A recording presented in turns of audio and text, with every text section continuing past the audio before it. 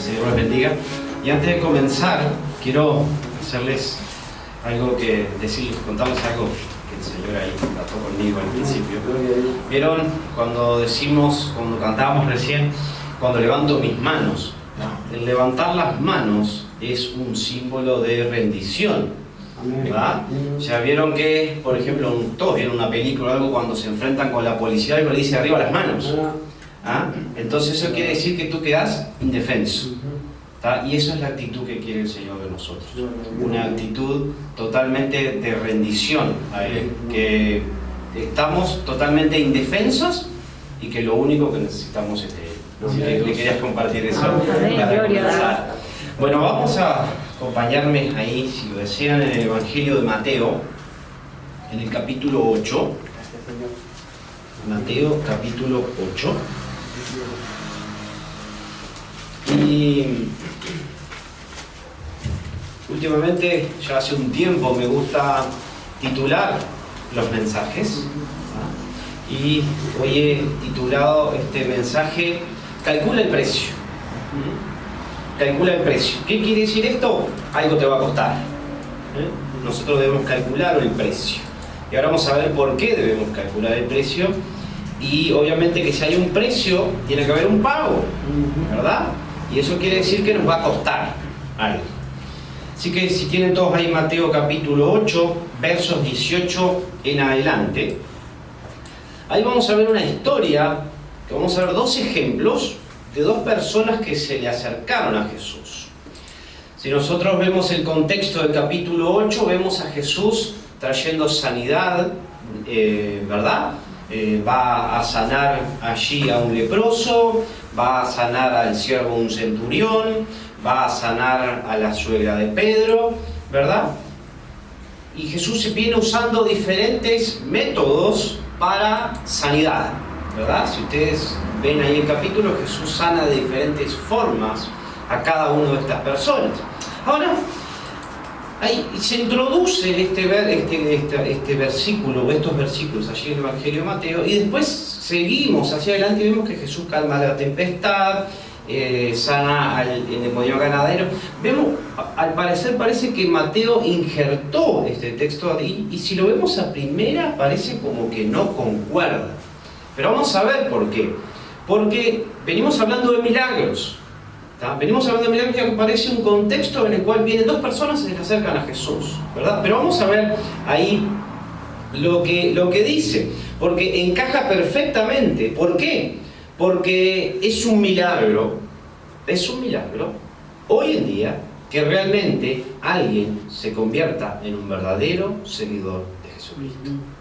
Por eso está insertado ese texto ahí, porque es parte de la obra milagrosa de Jesús. Que alguien disponga su corazón y su vida a servirle, a seguirle, como un verdadero seguidor. No como hoy estamos acostumbrados, lamentablemente, a ver en la iglesia seguidores lo que le llaman el evangelio light. El que viene por los panes y los peces. El que viene a ver qué recibo, o a ver qué Dios me da, y bueno, y después me voy, ¿verdad? No, Jesús está buscando seguidores, personas que realmente se conviertan a Él y que se transformen en discípulos. Una de las bases en las cuales yo personalmente trato mucho es con el discipulado. ¿Por qué? Porque seguidores hay muchos, y la Biblia dice que muchos siguieron a Jesús, pero no todos se convirtieron, y no todos fueron verdaderos discípulos. Y hoy lo que la iglesia necesita son verdaderos discípulos. Personas que defiendan a capa y espada el Evangelio y al Señor Jesús. Entonces, ¿y cómo comienza esto? Todo comienza cuando una persona rinde su corazón por completo al Señor. Ahí comienza un verdadero discipulado de parte del Señor. Porque si yo dejo áreas en las cuales yo todavía mando o dirijo, no vamos a llegar a nada. Porque Dios es un Dios celoso. Dios te quiere totalmente para Él. Entonces, si yo me mantengo en un pie, otro adentro y otro afuera, no voy a llegar a nada. La Biblia lo condena, porque el libro de Apocalipsis dice que Él vomitará de su boca a los tibios. Es preferible que fueras frío o caliente. ¿ah? Pero nosotros no podemos estar en ese tire y afloje con un pie en el cielo y otro pie en la tierra. ¿Ah? Entonces hay cosas que nosotros sí o sí debemos cambiar. Sí o sí hay decisiones que debemos tomar y Jesús las va a confrontar acá. Y no es falta de amor de Jesús. Al contrario, es necesario que nosotros seamos confrontados con esto. Porque si no vamos a seguir siempre lo mismo. Siempre vamos a ser cristianitos light. Y de cristianitos light está llena lamentablemente hoy. Jesús quiere verdaderos seguidores. Y por eso hace esto acá. Dice el verso 18 del capítulo 8. Viéndose Jesús rodeado de mucha gente, mandó pasar al otro lado. Jesús aumentó su popularidad, obviamente. ¿Por qué? Por los milagros. ¿Ah? Jesús era muy popular por los milagros. Entonces había gente que le quería seguir a Jesús y dice que venían multitudes. Dice que lo rodeaba mucha gente, ¿verdad? A Jesús en ese tiempo, porque obviamente la gente estaba buscando al Señor. Pero algunos buscaban, como les dije, la sanidad o lo que Jesús les podía dar. Y dice el verso 19, y vino un escriba y le dijo, muy importante, tenemos que ver quién es este hombre, un escriba.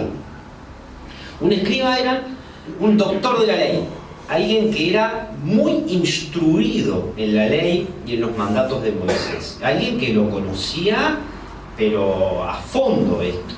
Nosotros podemos ver ahí no lo busquen, yo se los digo, en el Evangelio de Lucas, capítulo 5, verso 17, que hace alusión a estas personas. Dice, aconteció un día que él estaba enseñando y estaban sentados los fariseos y doctores de la ley, los escribas, los cuales habían venido de todas las aldeas de Galilea, Judea y Jerusalén. Hay otro versículo más en el capítulo 11 y verso 45 del mismo Evangelio de Lucas. Respondió uno de los intérpretes de la ley y dijo, Maestro, cuando dices esto también nos afrentas a nosotros. O sea, eran personas realmente capacitadas. Ahora es interesante, un escriba, un doctor de la ley se enfrenta a Jesús y le dice, Maestro, está reconociendo la autoridad de Jesús. Alguien que era muy instruido en la ley, está reconociendo la autoridad de Jesús. Ahora, ¿cuál fue la intención? Acá está la diferencia. ¿Cuál fue la intención que este hombre vino? Y es con la intención que muchas veces vienen las personas a la iglesia. Y eso tenemos que tener cuidado nosotros, ¿verdad? Este hombre, obviamente, dijo, bueno, este Jesús, el maestro, mucha gente lo sigue. Yo soy un preparado, un doctorado en la ley. Bueno, yo sí trato de ubicarme, de entrar, de ver qué puedo obtener. Tal vez ellos, la mayoría, son pescadores, son personas de muy bajo perfil, de muy bajo conocimiento teológico, teórico. Entonces yo puedo entrar y ganarme un puesto, ganarme la confianza, o tal vez ser visto. Y lamentablemente hoy pasa eso. Hay muchas personas que quieren este lugar acá, o la guitarra, o la oración para el público. Muchas personas están buscando eso. Y lamentablemente eso no es seguir a Jesús. Eso es llenar algo en nosotros, ¿no? Para ser vistos. A todos nos ha pasado de poder de enfrentarnos con un caso, con una persona a la cual nosotros podemos hablarle, podemos orar por ella. Ahora, ¿cómo lo hacemos nosotros como cambio? Es para que yo siga trayendo gente a la iglesia y la gente diga, mirá, aquel sí, vamos a apoyarlo porque él sigue trayendo gente, o es mi actitud la que dice, bueno, que el Señor se encargue, yo oro por ti, que Jesús haga el resto. ¿Cuál es la diferencia? Yo trato de acercarme al Señor para ver qué obtengo, o trato de acercarme a Él para ver qué Él quiere hacer en mi vida, porque es muy diferente la actitud. La actitud del corazón con la que nosotros nos acercamos al Señor tiene mucho que ver.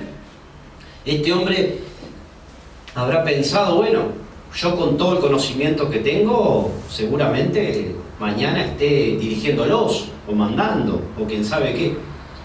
Y con el Señor eso no va, no corre. esas cosas no corren. Jesús está mirando la actitud del corazón. A Él no está mirando si tú eres un preparado en la ley. Él está mirando tu corazón, el anhelo que tú tienes por Él y por el anhelo que tú tienes por servirle a Él. Entonces Jesús automáticamente te responde y dice el verso 20, y para terminar el 19, es interesante que le dijo: te seguiré donde quiera que vayas. ¡Wow!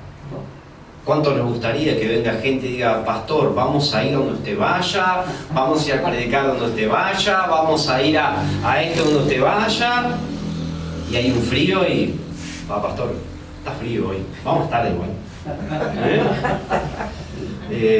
Bueno, hermano, esta semana tenemos que salir, vamos a ir a los barrios carenciados. Pastor, me da un poquito de miedo, hay gente peligrosa. A la primera de cambio ya se derrió.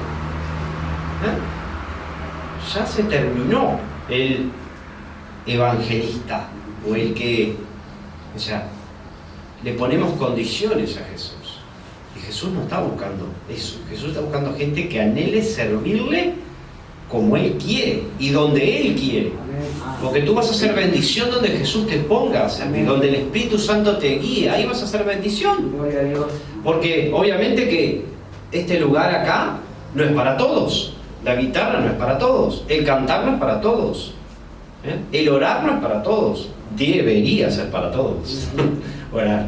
Ahora, hay funciones en la iglesia en las cuales Dios va a ir levantando y va a ir moviendo a las personas ahí, pero tiene que haber una exposición, una verdadera exposición, y todo eso comienza cuando tú le has entregado el corazón a Dios, cuando tú has entendido quién es Jesús y lo que Él hizo por ti. Ahí ocurren esas cosas, mientras le vas a seguir poniendo excusas. Te vas a seguir excusando, y las excusas son humanas, porque Jesús ya conoce el corazón. Yo a veces digo, a mí me pueden decir lo que sea, yo les voy a creer, no tengo por qué no creerles. Ahora a Dios no vas a creer. El viernes en la reunión de varones, un amigo trataba el tema, que decía: Dios no puede ser burlado, y es así. Dios no puede ser burlado. Nosotros a veces nos desgastamos en burlar a Dios, y es mucho más fácil hacer las cosas. Hoy compartíamos con el hermano en la avenida para acá que es más fácil hacer las cosas para Dios que hacer las cosas en contra de Dios, pero tendemos a, querer burlar a Dios. Dios no puede ser burlado, y Jesús nos va a mostrar acá que Jesús no puede ser burlado. Por más que vengan y te digan esas palabras hermosas y preciosas, Dios no puede ser burlado. Le dice Jesús, verso 20, y Jesús le dijo: las zorras tienen guaridas y las aves del cielo nidos, mas el Hijo del Hombre no tiene dónde recostar su cabeza. Jesús le está diciendo a este hombre, ¿verdad? Es como si Jesús le dijo: antes de seguirme, piensa lo que vas a hacer. Antes de seguirme, calcula el precio. Calcula el precio. Porque no es solo: Señor, te sigo a donde tú vayas. ¿Por qué? Porque Jesús vio la intención del hombre. Vio la intención del corazón. Entonces Jesús lo primero que le dice: bueno, está bien. Porque lo lindo de esto es que Jesús no le está diciendo que no. Jesús no le dijo que no. No lo negó. No le dijo: no. Doctores de la ley, no. Ustedes no. No. Dios no hace excepción de personas. Pero sí le dejó las cosas claras. Claras. Le dijo: bueno, ¿vos querés seguirme? Bueno, dale, vení. Ahora, ¿pensaste bien lo que vas a hacer? ¿Calculaste el precio? ¿Cómo Jesús responde directamente, no por lo que se le dice, sino por lo que Jesús ve en la persona? Porque Él está respondiendo, sí, a algo, pero lo está a su vez confrontando. Porque este hombre no le está preguntando si lo puede seguir. Le dice: maestro, te seguiré a donde quiera que vayas. Te seguiré. Ahora Jesús le está diciendo: pará. Cuidado. hay que tomar verdaderas decisiones. Cuando las decisiones se toman verdaderamente fundadas en Jesús, es diferente. Cuando las tomamos emocionalmente, son otra cosa, porque obviamente van a tener consecuencias para nuestra vida, siempre. Jesús no le dijo al hombre, no puedes seguirme, pero le dijo la verdad, sin pintar una versión glamorosa de lo que era seguirlo. Esto es lo opuesto a las técnicas utilizadas, como yo les decía, con muchos evangelistas hoy en día. Pero Jesús quería que el hombre supiera cómo sería realmente seguirle. Jesús no quería seguidores arrebatados de un momento de emoción, que se inflaman como la paja y desaparecen con la misma rapidez. No quería personas arrebatadas de un flujo y luego por un reflujo de una manera de menos sentimientos. Hay personas que se basan en los sentimientos. Hay personas que se levantan un día y dicen, bueno, hoy voy a ir a tal lugar, voy a ir a tal otro, voy a hacer tal cosa. Y es toda una emoción que se termina ahí. Porque parte nuestra, no parte guía del Espíritu Santo. El Señor no necesita multitudes, ¿tá?, que lo sigan. Necesita verdaderos discípulos. Por eso Jesús dice que cuando vino esta cantidad de gente, dice que Él dice que se va. Quiere ir al otro lado del mar de Galilea. ¿Por qué? Porque Jesús no necesitaba eso. Jesús necesitaba que lo escucharan y que realmente entendieran quién era Él, lo que Él había hecho, lo que Él iba a hacer, perdón. Quería personas que supieran lo que estaban haciendo. Y obviamente, acá viene algo muy importante. Él necesitaba que entendieran. Y es lo que hoy tiene que entender mucho la iglesia. Es que nosotros necesitamos ir a lo profundo, que es llevar nuestra cruz, cargar nuestra cruz. Seguir a Jesús tiene un precio. Tiene un precio. Dice Lucas 9:23, y decía a todos, no decía a algunos, decía a todos: si alguno quiere venir en pos de mí, niéguese a sí mismo, tome su cruz cada día y sígame. Cada día. ¿Cómo tú puedes presentarte hoy delante del Señor y decirle: Señor, te seguiré donde vayas, si no has tomado tu cruz primeramente? Es interesante cómo da los pasos. ¿Por qué nombra cada una de las cosas primero? Lo primero que pone dice: venir en pos de mí, lo primero, niéguese a sí mismo. Tiene que haber una negación.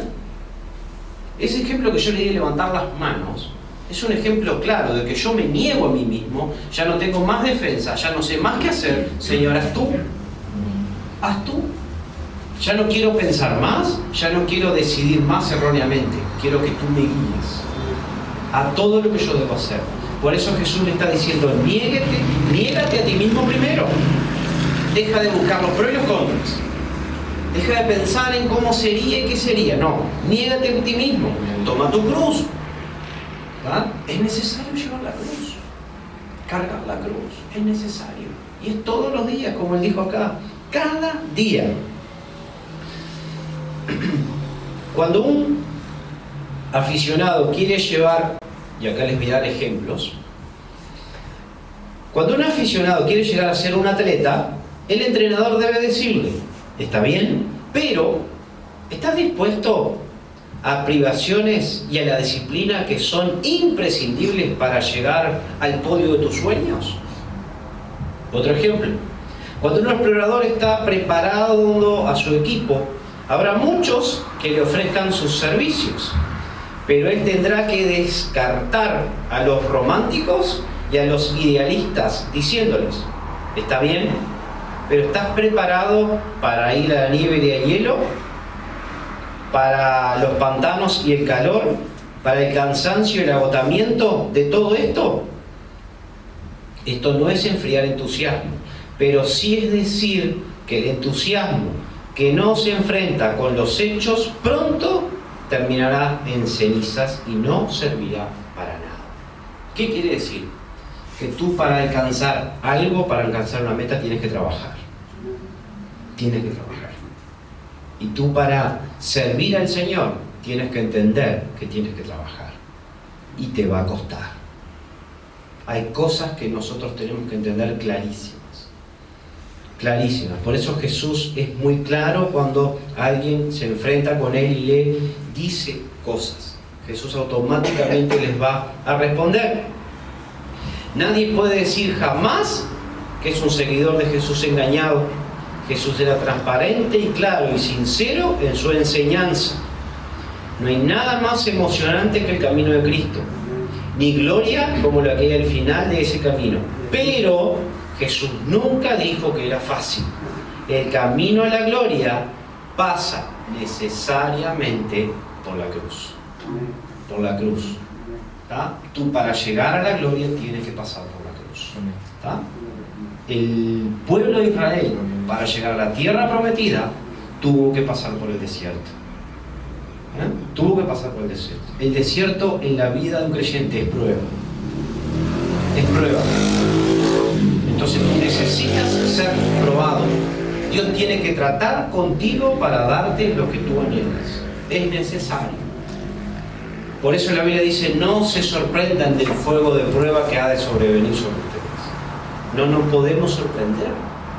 Porque es como Dios trata con nosotros y como Dios nos va haciendo crecer en sus cosas, como Él va haciendo que nosotros podamos avanzar en su camino. Hay una frase ahí en el verso 20 que dice: el Hijo del Hombre. Esta frase se repite 81 veces en los Evangelios. Cada vez que alguien dice esto, habla de Jesús o Jesús de sí mismo. Es una frase importante que usó para describirse a sí mismo. La usó como título que refleja tanto su gloria como su humildad, obviamente siendo el Mesías. Especialmente su conexión, ¿tá?, con algunos pasajes significa que era la imagen del poder y la gloria de Dios, pero sin las asociaciones no deseadas de otros títulos. Al usarlo con frecuencia, Jesús le dice a sus oyentes: soy el Mesías de poder y gloria, pero no el que ustedes estaban esperando. El Mesías que ellos esperaban era ese Salvador, ese que venía en el caballo blanco, todas esas historias que hay. Ese era el Mesías que esperaban. Alguien que los libertara, ¿tá?, que los sacara de la opresión romana a los judíos. Pero Jesús venía a otro lugar. Jesús venía al corazón. Jesús venía a salvarnos para darnos vida eterna. Para darnos vida eterna. Esa era la misión y sigue siendo hoy la misión del Espíritu Santo en la tierra. Dar vida eterna a las personas. Darnos vida eterna. Y para eso necesitamos sí o sí un cambio de rumbo. Necesitamos sí un cambio de mentalidad, un cambio de pensamiento, para que nuestro corazón reaccione, para que haya cambios profundos en nuestra vida. Y ahora vamos a ver otro ejemplo. Como les dije, hay dos ejemplos, dos personas. Dice el verso 21, así que vino otra persona, de sus discípulos le dijo: Señor, permíteme que vaya primero y entierre a mi padre. Interesante, ¿no? Parece que se acercó otro y le dijo: Señor, Jesús no le está diciendo nada acá. Permite primero que vaya y entierre a mi padre y después venga. En realidad, este hombre no pidió permiso para cavar una tumba para su padre fallecido. Quería quedarse en la casa de su padre y cuidarlo hasta que él muriera. Obviamente, este fue un periodo indefinido que podría propagarse. ¿Qué quiere decir esto? Que el hombre le dijo: Señor, discúlpame. Esa frase: ahora no puedo. ¿Cuántos de nosotros hemos escuchado el ahora no puedo? El ahora no puedo, no estoy disponible. Para el Señor tenemos que estar dispuestos y disponibles, porque podemos tener mucha disposición a hacer las cosas, pero si no estamos disponibles, debemos estar dispuestos y disponibles. Este hombre, otro discípulo, dice: sin embargo, no siguió a Jesús como debería haberlo hecho, ni como lo hicieron los 12. Esto nos muestra que el término discípulos en el Evangelio de Mateo es amplio y debe entenderse en su contexto. Quiere decir que Mateo le decía discípulo a varias personas, las cuales no terminaron siendo verdaderos discípulos, como los 12 o algunos más. El hombre quería seguir a Jesús, pero todavía no. Sabía que era bueno y que habría de hacerlo, pero sentía que había una buena razón por la que podía hacerlo después. Si el escriba fue demasiado rápido para la promesa, este discípulo fue demasiado lento para la ejecución. El escriba fue muy rápido para decirle: Señor, te seguiré. Y este hombre fue muy lento para entender que tenía que seguir a Jesús. Hay veces que nosotros dilatamos en el tiempo cosas que hoy quiere Dios hoy. Hay veces que nosotros las dejamos, bueno, la hago mañana, veo el mes que viene a ver qué puede suceder, vamos viendo. Hay cosas que hay que hacer hoy, hay cosas que hay que hacer hoy, hay cosas que no se pueden dejar para mañana. Yo tenía un compañero de trabajo que decía: mañana, toda la mañana.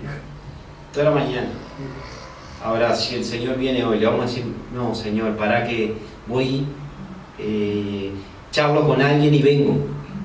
No. Por eso la oportunidad que tú tienes hoy es para hoy. La de mañana es de mañana. Por eso el Biblia le dice: cada día tiene su propio afán. Cada día.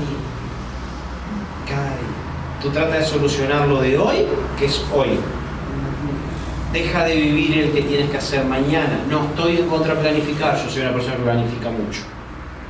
Pero eso sí, somete tu plan a Dios. Esa es la gran diferencia. Tú puedes planificar, no está mal, pero somételoselo a Dios. Porque Dios puede intervenir en ese cambio, en ese plan, y puede cambiar tu plan.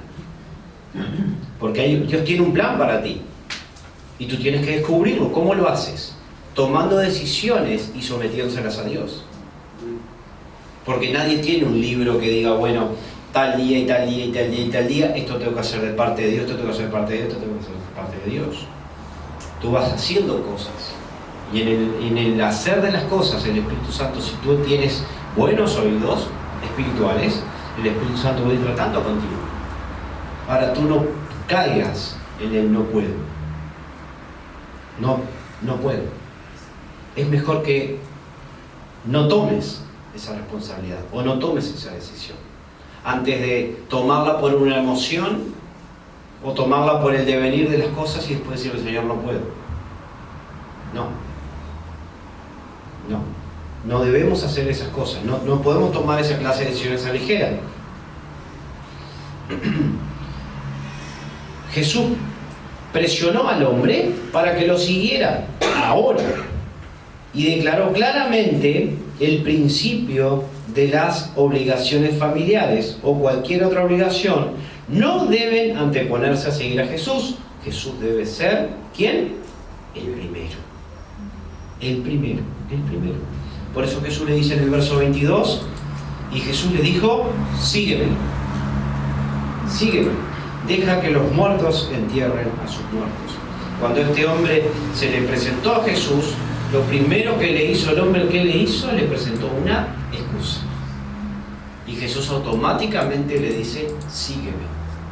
No le dijo: bueno, vamos a ver, bueno, dale, hermano, andá y hacé y vení. No, Jesús le dijo: sígueme. Esto es un discipulado a fondo. Acá Jesús trata con nosotros profundamente. Además Jesús simplemente estaba siendo honesto. Esto es lo que significa seguirlo. Quería que la gente lo supiera desde el principio. ¿Por qué? Porque es necesario que tú sepas que algo va a costar en tu vida seguir a Jesús. Y tú lo tienes que saber desde el principio. Hay muchos casos en la Biblia las cuales las personas vinieron a Jesús, Jesús los confrontó y ellos se fueron. Y es así. Hay personas que no están dispuestas Hay personas que vienen, como les dije, por los panes y los peces, lo que pueden obtener, y cuando el Espíritu Santo los confronta con su vida, se van. Y nosotros no podemos hacer más nada, simplemente orar. Porque el único que convierte de justicia en pecado y juicio es el Espíritu Santo. Es el único. Nosotros no vamos a convencer a nadie. Nosotros sí lo que tenemos que hacer es buen testimonio para esas personas. Buen testimonio. Mostrarle a Jesús con nuestra vida. Eso sí, pero andar correteándolos, no. Eso se encarga Dios. Porque dice que Él va a traer a los que han de ser salvos. Él los va a traer. Hay una frase muy importante que cual aplico y la he dicho muchas veces. Lo urgente no debe estar por encima de lo importante. Nunca. Hay cosas que son urgentes, pero hay cosas que son importantes. ¿No? Hay cosas que son importantes. Y lo importante hoy es conocer a Jesús, como Él piensa y como Él obra. ¿Es urgente que sirvamos en la iglesia? Tal vez que sí. Pero más importante es que tú conozcas primero quién es el Señor de la iglesia, ¿verdad? Para después poder entender cómo Él obra. Porque si no nos vamos a mover en nuestras buenas intenciones. Y con nuestras buenas intenciones no llegamos a nada. No llegamos a nada. Porque podemos tener muy buenas intenciones. Pero si no interviene el Espíritu Santo, no vamos a lograr nada. Nosotros somos seres imperfectos. Y nosotros fallamos. Y vamos a fallar. El que no falla es Jesús. El que no falla es el Espíritu Santo. Entonces busquemos del Espíritu Santo, porque Él es el que no falla. Jesús no tuvo miedo en desanimar a posibles discípulos, a diferencia de muchos evangelistas modernos. A Él le interesa más la calidad que la cantidad. Nada ha hecho más daño al cristianismo en la práctica de llenar filas de personas en el ejército de Cristo con cada voluntario que está dispuesto a hacer una pequeña profesión o a hablar con fluidez de su experiencia. Eso no sirve para nada. Eso es tratar de mantener algo o de fundar algo en experiencias humanas. No sirve. Pastor Chuck Smith dijo: lo que empezó en el espíritu debe continuar en el espíritu. Es así. Si el hombre interviene, ya tenemos problema. Ya tenemos problema. Porque tiene que ser así. Cuando el hombre interviene, es sinónimo o sinónimo de problemas. Por eso Jesús fue tan directo con estas dos personas. Por eso Jesús les dijo claro: hay un costo. ¿Evaluaste ese costo? ¿Evaluaste ese costo? Yo cuando comencé en el Evangelio, obviamente comencé porque necesitaba a Dios, obviamente, pero nunca pensé que lo que iba a hacer el Señor después a lo largo de mi vida, ¿no? Nunca, yo a veces pienso, yo no fui muy de pensar, yo hacía. ¿Ah? Yo hacía. Y bueno, y el Señor me iba llevando y me iba llevando y me iba subiendo de nivel y me iba subiendo de nivel. Y un día se me ocurre mirar para atrás y digo, oh. Y ahí me di cuenta, menos mal que no pensé. Si hubiera pensado, no lo hubiese hecho. Y esa es una de las grandes lecciones que aprendí. No estemos maquinando y pensando cada una de las cosas. Dejemos que Dios obre. Dejemos que Dios obre. Me encantó la palabra de la hermana al principio. Echemos nuestras cargas sobre Él. Echémosla. ¿Por qué estamos tratando nosotros de decir las cosas? Eso es parte del carácter de un verdadero discípulo. Dejar que el Señor haga, que su Espíritu Santo obre. Eso es un carácter de un discípulo. Entonces, que nosotros podamos entender que Jesús es suficiente. Jesús es suficiente. y es suficiente y se terminó ahí. No hay más de Él. Por eso la Biblia dice que Él es el alfa y la omega, el principio y el fin. El gran yo soy, el Dios todopoderoso. No hay más nada después de Él. La humanidad sigue buscando y sigue buscando y sigue buscando. Sigue buscando, y la historia, y los miles de años, y los millones de años, y un montón de cosas, y sigue buscando. Dios fue claro, dijo, no hay más nada. Por eso el Evangelio, hoy por hoy parece muy complicado, pero el Evangelio ya está acá. Ya tiene un principio y un fin. Tú sabes cómo comenzaron las cosas y tú sabes cómo van a terminar las cosas. La diferencia está en cómo tú vas transitando ese tiempo. Cómo tú lo vas caminando. Si tú vas tomando decisiones o vas siendo un discípulo transformado, un discípulo convertido, o un discípulo que, bueno, la voy llevando ahí como me plazca.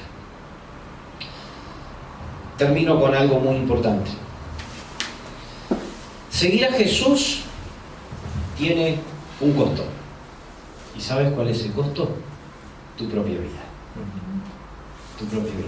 Dice Pablo, lo entendió muy bien, Gálatas, capítulo 2, verso 20. Con Cristo estoy juntamente crucificado. Y ya no vivo yo, mas Cristo vive en mí. Pablo había entendido clarísimo que ya no vivía más en él, que ya su humanidad ya no existía, si bien luchaba con ella, pero era Jesús el que vivía en él. Y lo que ahora vivo en la carne, lo vivo en la fe del Hijo de Dios, el cual me amó y se entregó a sí mismo por mí. Así que el seguir a Jesús tiene un costo. Y tú necesariamente tienes que evaluar ese costo. Lo tienes que evaluar. ¿Por qué? Porque tiene un precio. Y es tu propia vida. ¿Tú estás dispuesto a dejar tu propia vida para seguir a Jesús? ¿Tú estás dispuesto a, como Jesús confrontó acá, a dejar lazos, ya sean intelectuales, ya sean familiares, ya sea lo que sea, por seguir a Él? Él lo dijo claro. Niégate a ti mismo, toma tu cruz cada día y sígueme. Y es algo que Pablo aplicó muy bien acá. Él lo entendió perfecto. Con Cristo estoy juntamente crucificado. No hay más vida carnal, solamente una vida en el Espíritu que pueda hacerme que yo llegue a cumplir lo que Dios quiere que cumpla en esta tierra. Amén. Vamos a orar.